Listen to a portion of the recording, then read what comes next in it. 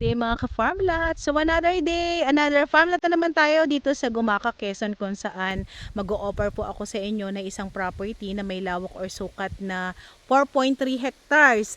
Ayan, medyo may kalakihan yung property po natin, no?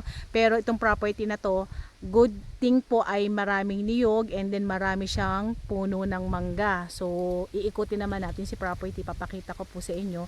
Bali na dito kami sa may pinakaunahan ni property. Ayan, makikita na agad-agad natin yung mga niyog na medyo may kababaan pa. Ayan, and then marami din itong puno ng saging.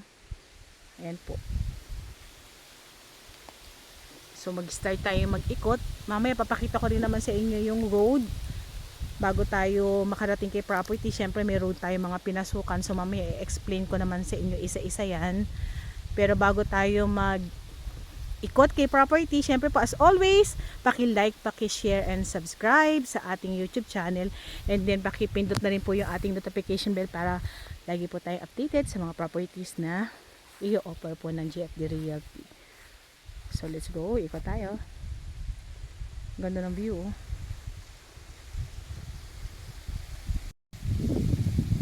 Lakas ng hangin.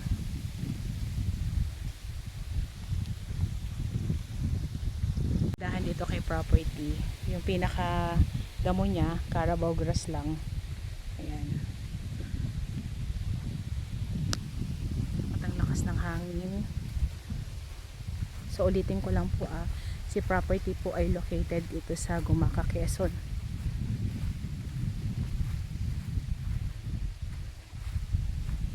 Ganda ng view.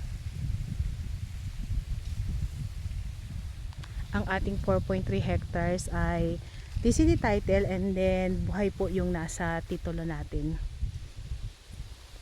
Updated po ang kanilang amilyaran, and then si property po ay may dating sukat na. So nakita namin yung muhon, yung isang muhon dito sa may unahan kung saan katabi po siya nung ginagawang proposal barangay road.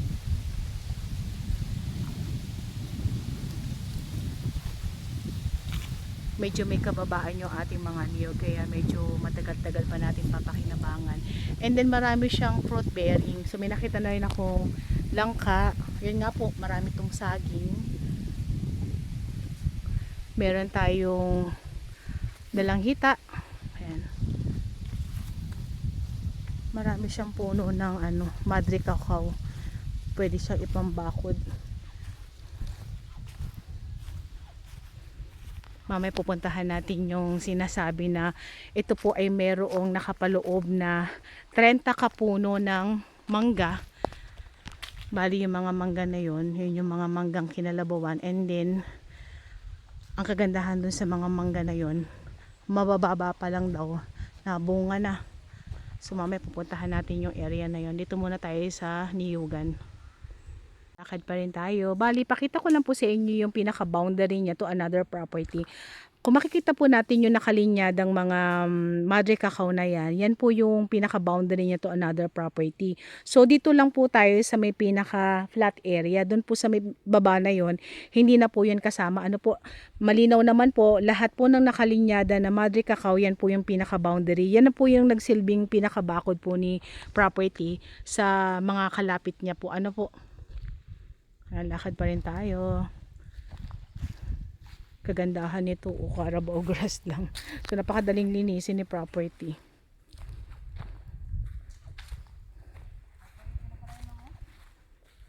And then ang kagandahan yung view. Ayan, oh.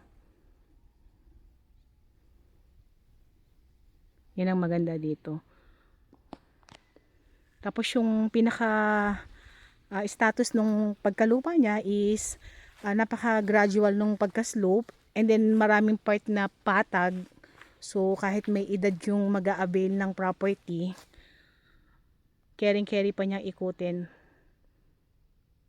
So kausap ko kanina si seller by phone. So in-explain niya sa akin yung mga manggang nakatanim dito is halos nasa 5 years nang nakatanim, and then at tawag dun sa mangga is Gimaras. So ayan, marami na rin daw silang naani. Mamaya puntahan natin yung area na yun. Ayan, may line tayo ng kuryente mismong nasa loob ng property. Ayan po yung pinaka-wire niya, oh. Kaya wala tayong worry. And then si property po ay merong nakapaloob na sapa. Mamaya pupuntahan din natin yan. So dito muna tayo sa may pinakadulo ni property para makita natin yung boundary niya. Sa may part ng dulo. Ganda. Hanggang dyan lang? Madre Cacao din yung pinaka-boundary. Okay. Ang ganda. Oo. Mga mangga na dyan. Dito may mangga na dito.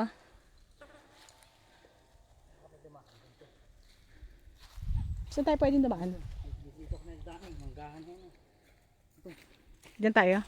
Ganda ng view, no? Wala lang sa ano. Konting linis lang to kasi wala namang masyadong mataas na damo. Yan, pupunta na kami doon sa may pinaka area na maraming mangga. So lakad tayo. Medyo pababa ng konti pero konting-konti lang. Makikita nyo naman yung tao na lumalakad sa may harapan ko. So hindi naman siya ganun kababa. Na dito kami sa may pinaka manggahan. Bali dito sa unahan pa lang nakakita na ako ng dalawang malaking puno ng mangga. Ayan, medyo pababa yung part na yon pero nandun yung pinaka dami nung mangga. Ayan po yung kasama ko bumababa na. Baba tayo para makita natin. So dun sa pinakaunahan ni property ay puro niyog. And then dito sa may pinaka likod sa may bandang right side, ayan puro mangga naman siya. Ayan, kitang kita oh.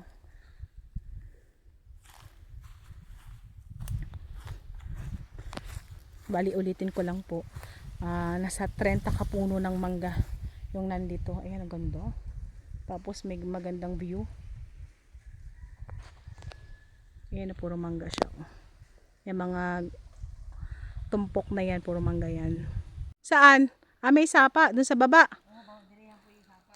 Ayan, so pinaka-boundaryhan nitong property ay sapa naman dito sa may right side. Kanina dun sa left side ay Madre Cacao. So dito sapa naman. So kumpleto po tayo. Meron tayong source ng kuryente, meron tayong source ng tubig, and meron tayong signal ng phone. Laking mangga oh.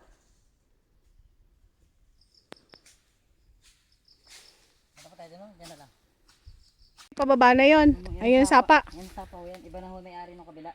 Okay. Tapos. Doon na natin. Doon na lang.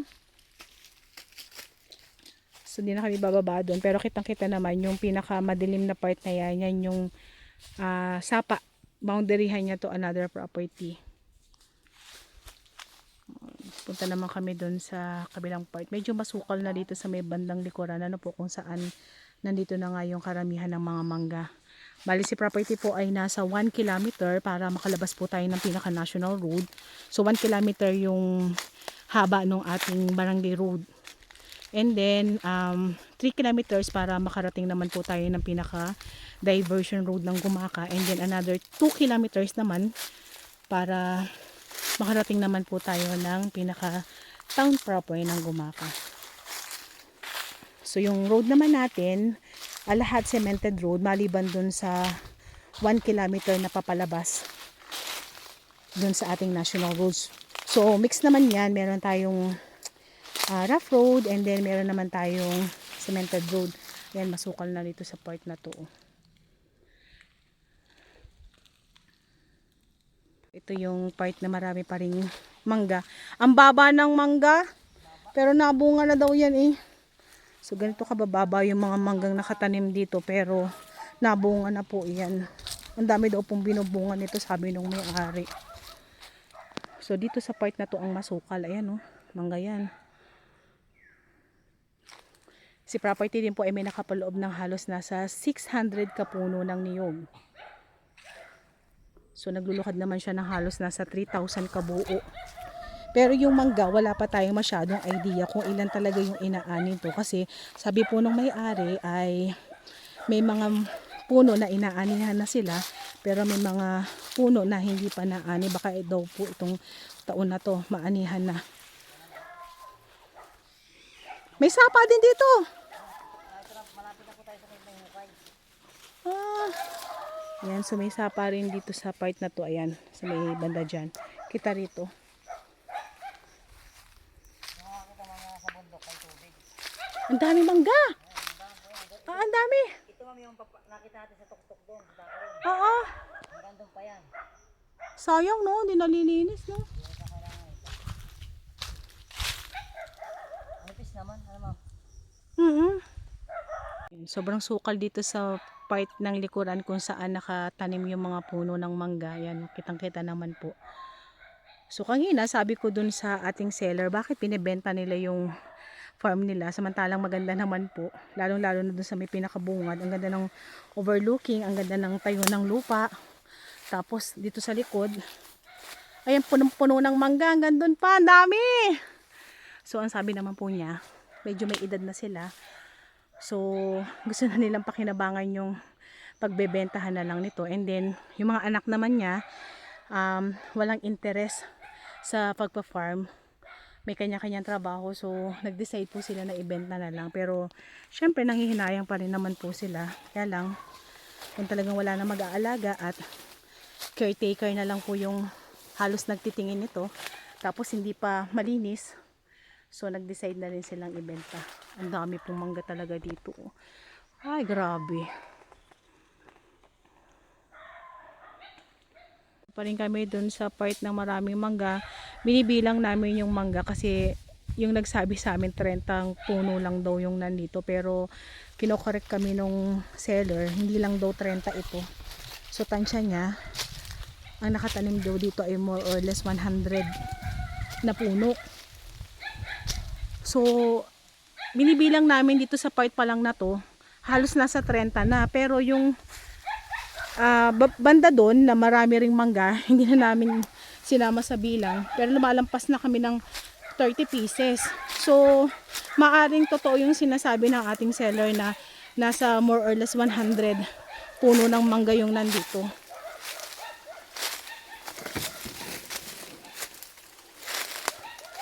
Ayan o, puro.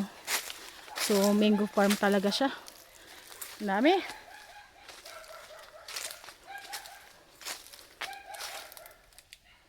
Ganyan kababa lang.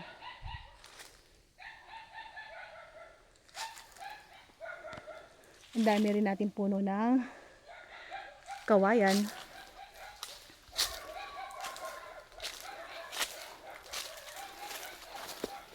Yan, mangga pa rin dito oh. Dami!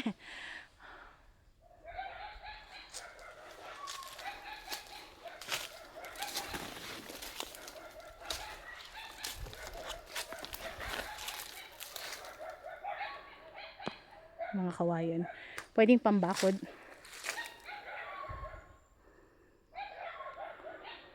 Ayan, ikot pa rin tayo. Manggahan pa rin. Talagang inikot namin lahat. Nakakatuwa. So may mga puno tayo ng langka. And then ito yung mga saging natin oh. Kasalukuyang namumunga. So more or less nasa 200 pieces yan.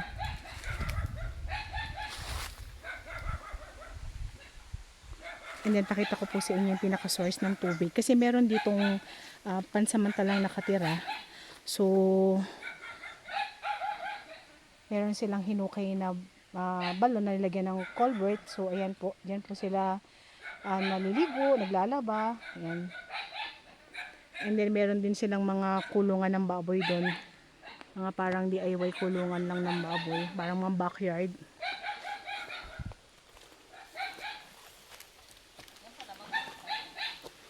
Ito balon to, di ba? Ito na yung hinukay. Ayun o, tinakpan nila ng lona para hindi lagi nalalagyan ng mga dahon. Ha? Hindi nagkakati yan. Hindi nagkakati? Ang maganda ko yan, pag ano yan, napapalalim ng pa. Mukha naman eh. Ang taas ng balong ng tubig. Pala umanggaan to rin. Manggahan pa rin? Oo nga no. Ang dami mangga. Grabe. Manggawan din niya, yung hindi manggang yan, minggo. Hindi, gimaras daw. Yung mga malalaki, mga kinalabaw. Ayan, may alaga silang baboy. Ganyan pala agad na. Oo. Ang ganda ng mangga pa rin to ah. Manggaan pa rin mga presyon pa lang yan. Ang ganda no? Manggaan pa rin yan yung paang baga oh. Sa may bahay. Diyan tayo. May bahay. Ito po yung pag na-spray at naalagaan ulit. For sure tayo ay merong return income. Ano po, sa dami ng puno ng mangga rito, ay talagang kikita po talaga ito. Hindi lang daw po talaga ito naaalagaan.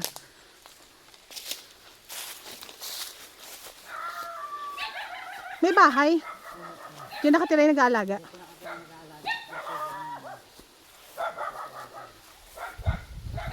Ano naman pala manggaan pa rin. Kaya nga oh. Ayun oh. Ang ganda pa oh. Eh, totoo yun. 100 pieces nga ito, more or less. Ayun pa oh. Tingnan natin dito sa may bandang pababa. Manggahan pa rin daw ito ay. Ha? Sukal lang ano. Oo nga, mangga pa rin. Ang dami. Manggaan na nga. May puno tayo ng sampalok ayan oh. Oh yan, nakita yung palok. Dahil pati ang anahaw dito pala. Manggaan pa nga. Ano pa oh. Di makita eh. Hindi makita sa sukal pero manggahan pa rin. Manggaan na naman oh. Oh, ayan, kita naman eh oh. Diba? Sukal nga lang. Ito lang manggaan. Ayan oh. Dami.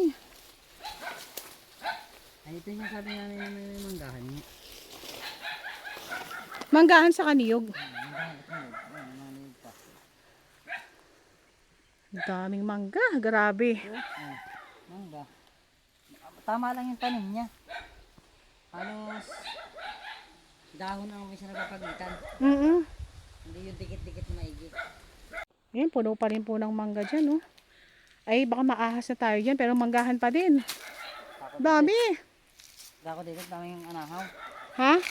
Baka may asid, daming anahaw. Kaya nga. So ito po yung bahay na tinitirang pansamantala nung ating caretaker. And then ayun po yung lukaran nila. Ayan. Tapos kung matatanaw nyo po yung ito tong niyog na to. Yan. Yan, kasama nyo yan. Yung mga niyugan na yan kasama pa po yan. Hindi na tayo pupunta doon. Masyado masukal. Tapos dito na yan, doon tayo mamaya baka yung pagtuhan. Masukal eh. Eh dito naman sa part na to mga saging ano. Yan sagingang naman dito. Ha? Napakaganda ng property. Nandiyan si Sir oh. Nandiyan si Sir. Saan? Yan, ibabaw na yan. Pagkasap natin dyan. Nandiyan na yun nakainit. Nakahiga. Dami no? Dami mangga. Nandito ulit tayo dun sa pinakaunahan ni property kung saan dito ako nagsimulang mag-vlog. Yan, dito yung magandang view eh. Ito yung favorite na ano ko, natambayan ko. Kasi dito kami nahiga kanina kasi ang ganda naman talaga ng damo. Yan, diyan kami nahiga kanina.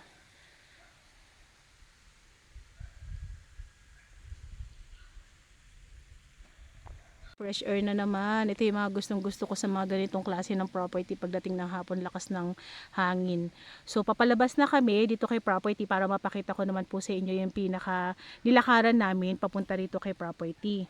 So ulitin ko lang po, tayo po ay nasa 1 kilometer from Barangay Road hanggang dun po sa may pinaka national road or provincial road, 1 kilometer po yan. And then another 2 kilometers naman para makarating naman po tayo ng pinaka diversion road. Yun po yung way na papunta naman po ng Manila. And then another 3 kilometers para naman po makapunta tayo ng pinaka town proper po ng Gumaca. So meron po tayo ditong road na nilakaran kanina mga 3 minutes. At ito pong road na to ay ongoing po. Ano po? So nakita ko naman sinusud-sud naman po talaga para itong si property po ay maging katabi po ng barangay road. So mamaya i-explain ko po sa inyo yan. Kasi yung road na binubutas po rito is tatagos po yan papunta sa diversion road po ng Gumaca. So mamaya papakita ko sa inyo yan para mas malinaw po sa inyo na si property po ay magiging tabi ng ating barangay road. Pero pansamantala, tayo po ay naglakad ng 3 minutes pero at least po kaya ko pinasok din naman po itong property na to kasi possible po talaga yung daan niya, hindi po ito magsisilbing right of way, possible po as barangay road. So mamaya, papakita ko po sa inyo yan. Ganda. Sige din tayo. So papakita daw sa atin yung binubutas na road para ito nga pong si property ay maging katabi ng ating barangay road. Dito tayo dadaan. Lakad tayo. So ulitin ko lang po, si property po ay dating nasukat na, pero kung gusto niyo pa rin pong magpa-sukat, pwede naman po. And then kami po ay nag-o-offer po ng farm management. So kung halimbawa gusto niyo pong ipalinis si property, magpatanim, magpabakod, and then nagta-title din po kami. So willing po kami tulong po sa ating mga buyers. So ito na yung road. Alin Marlon? Yan no? Sige tayo ka dyan para makita.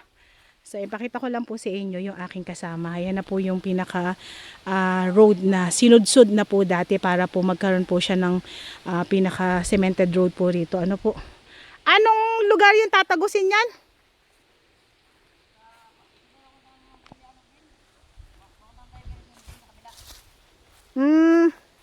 So ito po yun oh. Ha? Villa Padua. Ha? Diversion nga, palabas ng diversion, di ba? So ito na po yun oh. Ayan na po. Ayan po oh. Ito yung road. Ayan na po yung road. Ayan, malapad na po siya. Pero sa ngayon po kasi wala pa siyang budget. So wala pa po talagang nasisimulan, pero sinudsud na po siya. Pero sabi naman po nung ating seller kanina na magkausap kami, so kausap naman daw po niya yung kapitan dito, and then nangako naman po na talagang ito po ay sisimulan na. Nasaan ang property? Dyan sa Barangay Road. Tumayo ka lang dyan.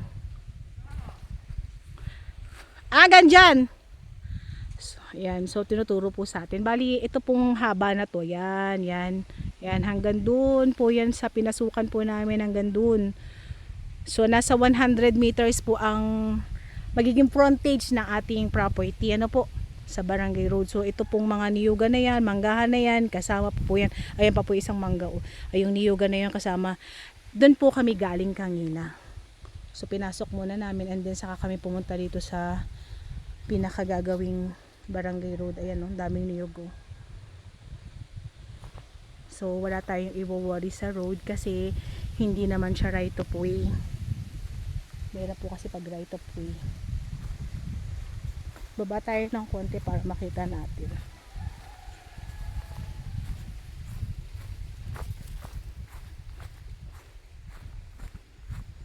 Ano tayo galing sa mga maraming anahaw na yun na?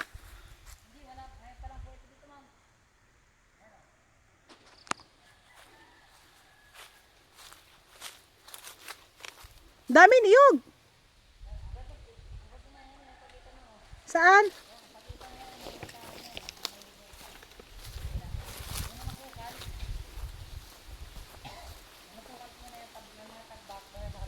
Oo. Ito malinis na to, kabilang pa kay property. Mga bata pa yung niyog. Ang ganda no?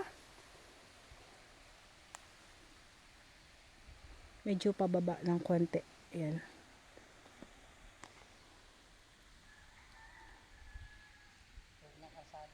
Mag-end ng aming vlog for today. So pakita ko lang po sa inyo. Ito po yung pinaka palabas po ng pinaka national road. Ano po? Ito po yung barangay hall. And then may basketball court dito. Ayan. So hindi pa cemented road to. And then ito kami pumasok. So may bahay dito. No? Dito kami pumasok. Ayan. Ito po yung gagawing road patungo dun sa property.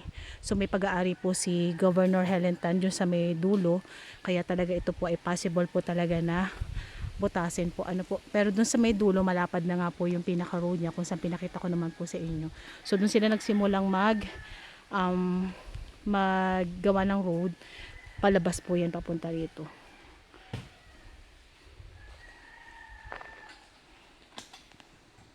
Na kami sa mga gusto po nitong property na to na may sukat na 4.3 hectares. Ayan, message nyo na po kami sa aming WhatsApp and Viber na nasa taas ng yung screen. Ayan, so pwede na po kayo mag-avail. Isang magandang property naman yung na-visit namin for today.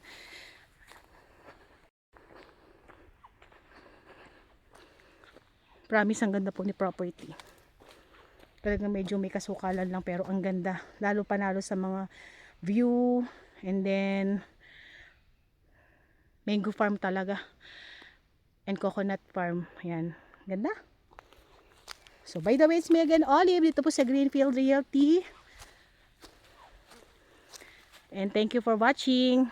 And then salamat din po sa mga buyers po na patuloy na nag-aabil ng ating mga property na ina-upload. And then bukas pa rin po yung ating mga subdivided lots, mga pahulugang farm.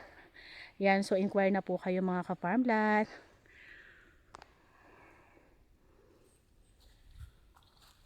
Thank you for watching.